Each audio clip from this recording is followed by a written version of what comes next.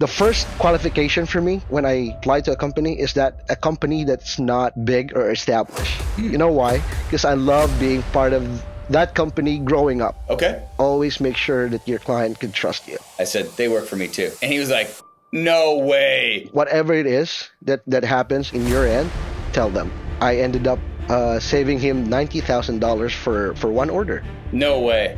What a great investment. I wanted to be like an Amazon seller myself. Treading water is the same as drowning to people like you and me. You better start swimming. Welcome to I'm the One podcast. I'm your host, Rob Green. Hey, Ed, how are you doing today? Hey, Rob. Good. Hey, Ed, tell me a little bit about how you got started working for American companies, back in, I think, 2009, you said. 2009, I decided to stop my studies in college. I was already in second year, and I stopped my studies, and I decided to go to a BPO company because a friend of mine told me about it. And the only thing that is that I'm so afraid that they may not hire me because of my English. And but still, I did it. I did it. I started working in a BPO company called Callbox and as a telemarketer. And what's BPO again? What's BPO? BPO is business process outsourcing. Okay. So Back then, what did they bring you on for? What was your hourly rate or your salary per month back then? back then, my salary is 12,000 pesos. So that would be about $220. Okay. Yeah, I mean, I'm satisfied with it at that time, Sure. to be honest. Sure. Yeah, 18 years old with no obligations at all except for myself. I'm good with it. That's great. And then you went back. Well- You went back to school to study, and then you worked part-time again doing some more telemarketing. Is that correct? Yes, yeah. A little bit of the background of that is I was there in that same company for a year and 9 months, and this lady poked me and said, "Hey, it seems like you're so comfortable already here. You're still in college, right?" And I said, "Yeah, but I don't think I can afford continuing my studies." And then she said, "Why don't you try working at home? Like we call it home based here. That's how you call it before, home based job." Mm-hmm. And I did, and I was like working for 4 hours, 9 p.m. to 1 a.m., and then during the day I go to school. And finally, I graduated doing that, and still, I'm so in love with working from home, and I decided to make it full time. At first 3 months, actually, I was still in telemarketing. So then you switched over to a virtual assistant.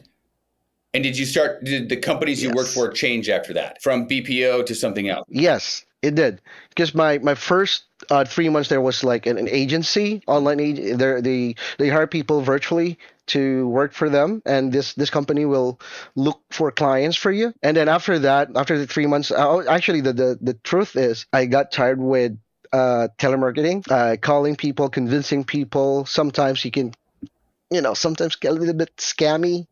You know what I mean? Like calling people for if they wanted to apply for a job Yeah. as an insurance agent, something like that. So, and yeah, I saw the virtual assistant. You don't need to like make calls. And the first company that I had was a real estate company. I stayed there for 3 years until like 2013 to 2016. Then you learned about e-commerce and started working for a business owner, a brand owner on Amazon back then. Is that right? Yeah, that's the funny thing. I here's a story about it, really quick. Is that in that real estate company, my salary is about, let's say, $600. Okay. It's way higher than the previous one in a BPO. But I already have I have a wife. My wife is pregnant, and I'm calculating all the expenses that I'm gonna be having when she gave birth, and I said to myself, it's not enough. So I need to get out of this company and find another one. And I applied for three companies online. Still onlinejobs.ph. Mm-hmm. That's the website. Mm-hmm. And I found three. Two of them were a real estate company, and the other one is Amazon. But I don't mind. Of course, being VA for real estate, I'm already an expert of it. But I am an alien for for an Amazon company, and whoever accepts my offer, I'm in. Okay. Fortunately, the first one who accepts my offer is the Amazon company, Benici, my former boss, Vladimir, and I stayed there for 5 years. Can you believe the role that I was hired for? Do you know? No. It was an assistant of a customer service. Wow. So there's a customer service, and I'm her assistant. Vladimir started you off right at the bottom. So I think that's the thing. I'm so lucky to have that position because I started from the bottom. I climbed my way up, learning things from the beginning. I think it's the root of it. Even the when I have a friend who wanted to work with an Amazon company or an Amazon seller client, I told them it's always better, it's always the best to start as a customer service because Mm-hmm. from that you will know how things work on Amazon on product and the customer side. Then you left there, and then you've been with us for about 2.5 years now. 2.5 years, yeah. Great relationship working with you. What I'd love to help some of the business owners here in the U.S. kind of understand. I mean, I've had mixed experiences with overseas employees, specifically in the Philippines. And what I mean by that is, you're an excellent employee. We have some excellent employees. We've also had quite a few that always have issues, right? There's the internet goes down. There's an emergency, and this is not just overseas. We have the same thing with U.S. employees where they seem to be drawn to problems. There's always something going on, and I think that creates some mistrust for business owners in the U.S. because we're not there. We don't see you. We don't know what's really happening. Do you have another job? What's that kind of situation? So talk to me about it from your perspective, right? Because you stay a lot longer with these companies than from my experience has been with a lot of Filipino employees. So tell me about how you think about it from your perspective. When you find something like a good team to work with and a good company to work for, you seem to stay for a long time. So how is your perspective different than a lot of those other employees who seem to kind of bounce around every couple of months? I'm gonna be honest. A lot of VAs, not only Filipinos, but I experienced with some other nationalities, is that being a VA is like, I can do this, and with no pressure. If they're gonna fire me, I can find another one. Yeah. That's the difference between the excellent ones and the poor ones in VA industry. As for me, I the first qualification for me when I apply to a company is that a company that's not big or established. You know why? Because I love being part of that company growing up. Okay. Love it. Compared to the ones that already established, they've already done a lot of mistakes, which is I will not be part of. And by those mistakes, you could learn. You can learn a lot. I think they misinterpret of the convenience working from home. Yes. They see it as a comfort. Yes. They see it as a something to get away from stress, something to get away from hustles and stuff. But it is not. It is just you have a leverage, or you're in the comfort of your home. Anytime you can cook your own food and stuff. You don't need to get into traffic jams and stuff. But still, this is still a job. Right. This is still a job. The company that hires you still expects you to deliver. So, And it's even more difficult. I completely agree with you. By the way, anyone from working from home, I think they have to be a self-starter. They have to be motivated. They have to be able to go do their job without somebody watching over them, right? That is a critical aspect of working from Agreed. home. What do you think is the key for business owners to find these excellent employees, other than personal referrals and online jobs PH? How do they? One, I'll ask you first: is how do they find great overseas talent? And then two, how do you think that they actually retain overseas talent that are great people? What are your thoughts? For your first question, I don't think there's a way to that. Anyone can tell they're the best during the interview. Yes. Anyone can say, I know a lot of things. I'm a fast learner. I'm a professional and stuff like that. But at the end of the day, it's still about how they're going to continue growing together with your company.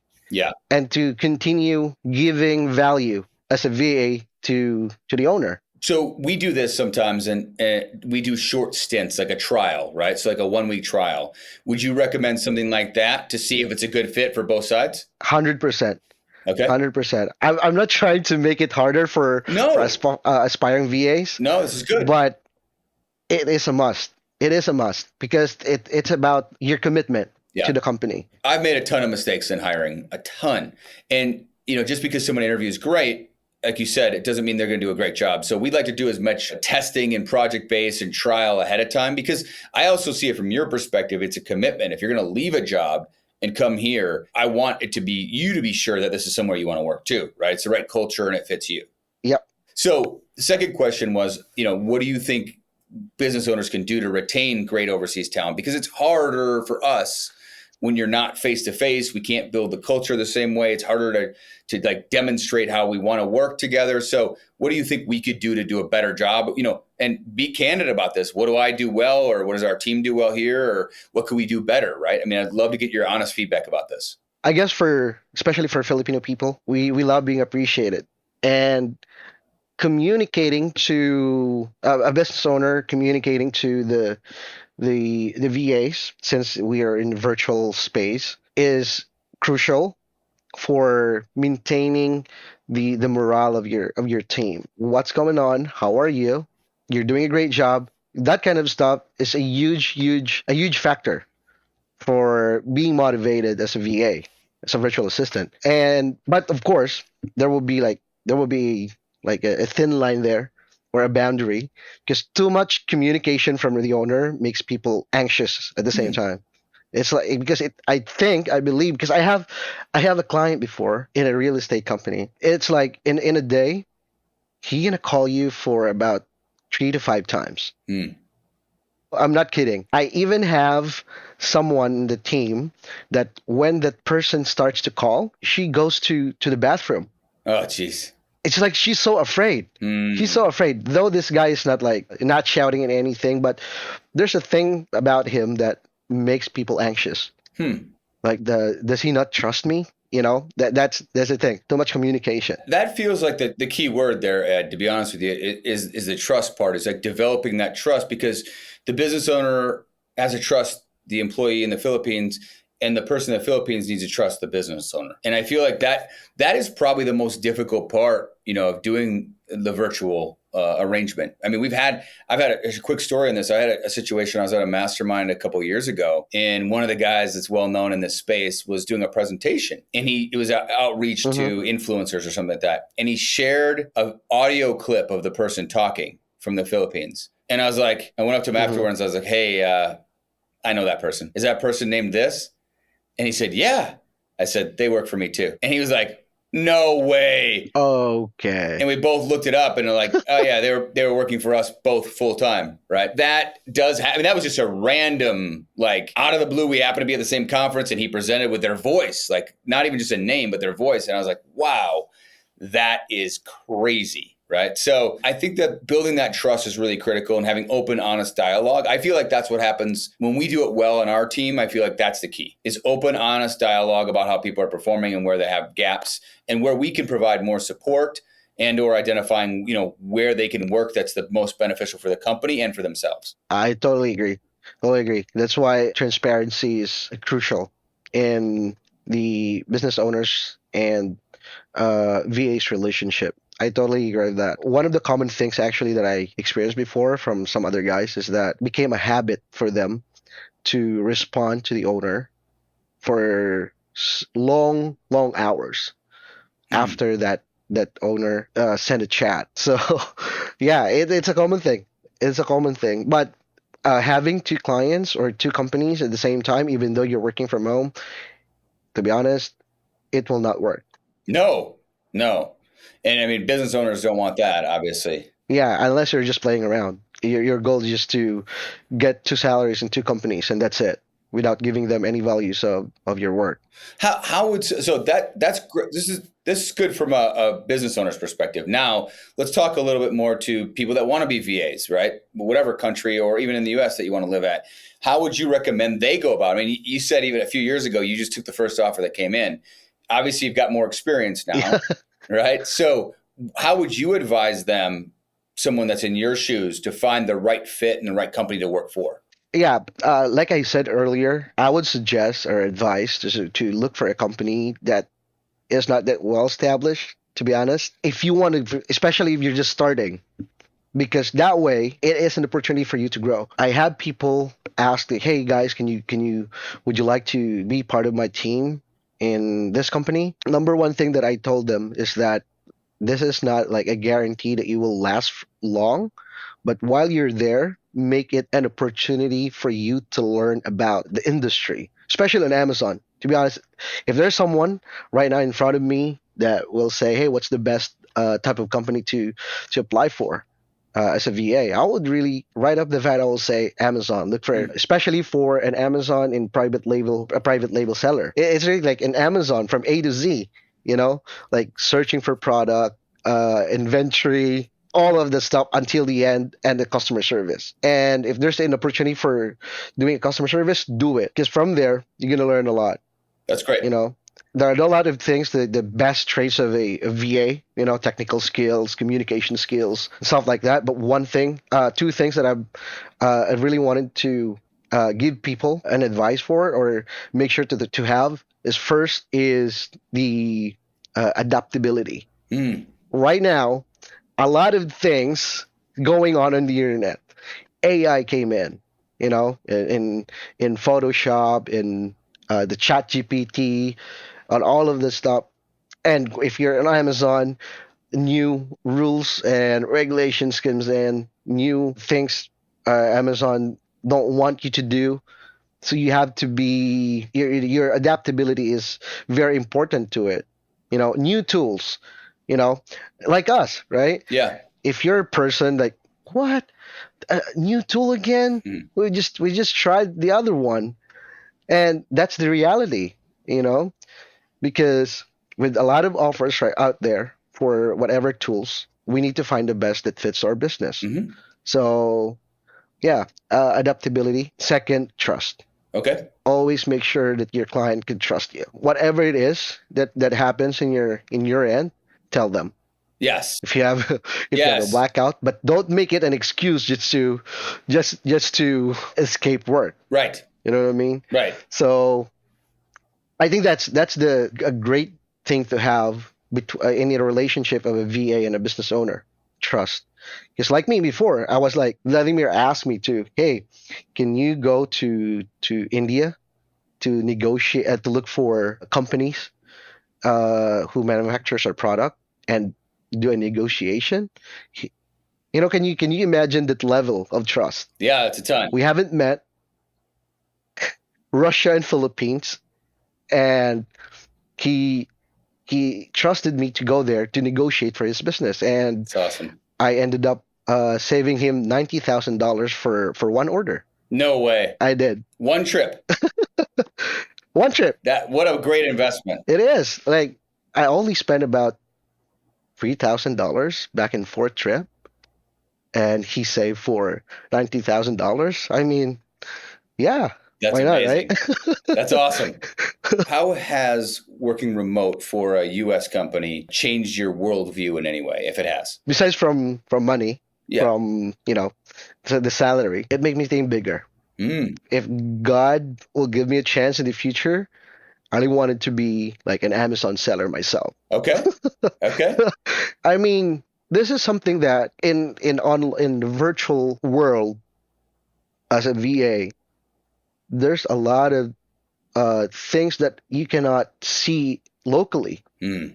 I don't see people or company here using Monday.com Mm. like on their own business. I'm not 100% sure, but I think they're still hiring a developer or a programmer to do a software for them for project management. Wow. Surprising. So yeah, I think, yeah, I mean, medium SMEs, like small medium enterprises here, I don't see anyone who uses this kind of tools. Really? This is the future. I mean, this is not the future, but the future is already here. Mm-hmm. And this is something that I can share with my kids. Like something, hey guys, if you want to, if here is like 2023 in the virtual world, it's already 2040 there. So tell me how you think about that. All these new tools like AI and ChatGPT, I mean, you brought up. We had a good discussion about this a few months ago as a team about what tools are we finding, Yeah. what tools are we using, what should we keep using. And I think somebody on the team actually made a really good comment. If I recall, I think it was Renz, and he said, we have to move up the value chain. And he was talking about all the employees there in the Philippines. How do you think about that now? Is that, and fellow employees or fellow friends, are they afraid of AI in terms of it's going to take their job? Or are more people seeing it as an opportunity or a tool for you you to utilize and be more productive and add more value to businesses? How do you think about that? They're afraid, absolutely, 100%. Especially the copywriters. Mm. I'm not so sure with uh, the image designers, you know, but for copywriters and stuff, they're so afraid of it. But what I can tell, you shouldn't be. AI can just help you enhance your work, but at the end of the day, it is you who reads it if it's right, because AI is not perfect. Yeah, this goes back to the trust part about, as I told you and everybody on the team, I don't want it to necessarily replace people. I want people that we have that are great to utilize it and become just more productive. Be more productive with your I current agree. work, and hopefully get rid of the stuff that you don't want to do, the boring, tedious work. Use AI to get rid of that, and then spend more time on the thinking and the more challenging work that we do and solving bigger problems. Just leveling up the problems that you're solving from smaller problems to bigger problems.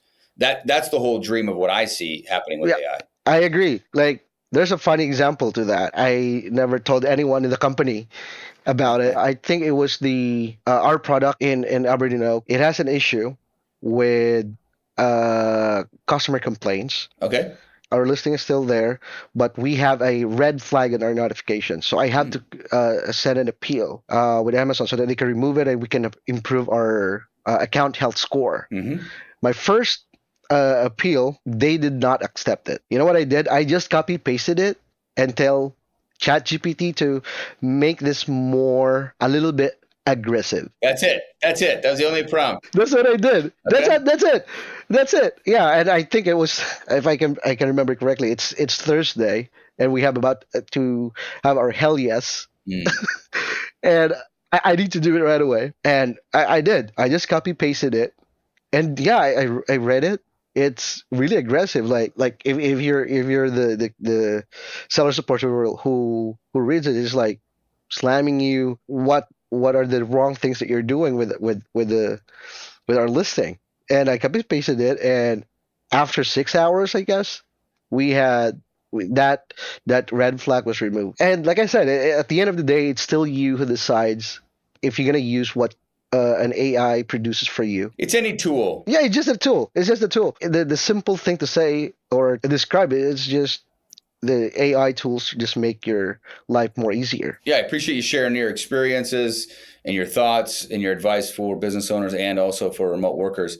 Is there anything else you want to leave anybody else with here for anybody? What else? Any last nuggets of wisdom from working as a remote worker for the last 14 years? Well, for aspiring VAs, first of all, invest a good equipment. Don't just settle for slappy laptop. Yeah, I have a laptop. I can still do work. But guys, in the VA world right now, in the business world, there are a lot of tools, and if your equipment is slow, you can't work that well. Work hard so that on the next company that you're gonna be in, you can give more value, and in fact, you can ask more money because Yeah. you're now skilled than before. 100%.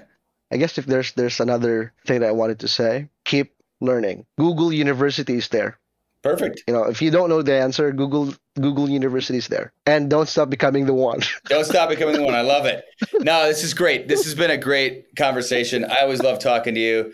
And I really think it's helpful for a lot of aspiring VAs, and then also might give a little bit more context for people who haven't taken the leap yet and hired someone from another country, because I think it's a great opportunity. I mean, you've got different time zones, you've got different costs of living. There's some real advantages there, and it is hard to find great people like yourself. But when you do, it makes it worthwhile for us. So again, I really appreciate it. Yeah. Always great talking to you. I'll talk to you soon. If you enjoyed today's podcast, please subscribe, leave a review, and share with friends. Visit I'mTheOne.com and ask me anything. And as always, stay curious and never stop becoming the one.